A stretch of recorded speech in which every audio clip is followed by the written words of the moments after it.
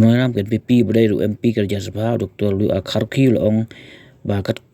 kekam Menteri MDC ha diskaunsir kasyong ha diskaunsir bakan tuai Kyrteng. Habagran hakalai teri yong ajar pesan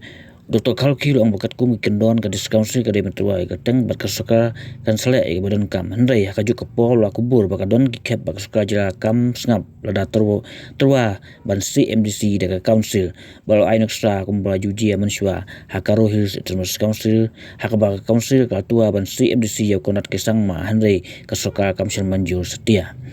waong ba hakajing sengu jung perkat bagi kibayo ikai bol na kipai ba kede ban buram ikani kumba pai ba o ai ka bor aki Makato kesong undang kesong government kesong district council kin ai Kyrteng on the basis of that state government can select. Actually common on the rules it had to be like that. Ba ka nominate ke district council nang ta ke government hoi ke don state government ke ba kam sngap ye ko ka nominate ke council de henry please to know where no kana undang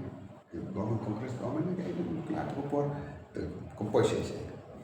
kapor ba Hagaro Hills ka nominate ke council yo Sieh Mensuah nominate kenapa you state government ke sukun tu dia henry actually rules sih kebun nominate ke council ngahila dia ngah perkat ba they got the mandate of the people, we should respect the mandate of the people. The hanging ngah perkat lagi nominate kita should get hangting nominate mengi wangi job mengi kita kali ke cing perkat jonga simet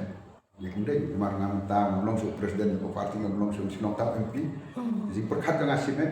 gila yo mandate yang diberi we they would respect it mandate ki ai there's no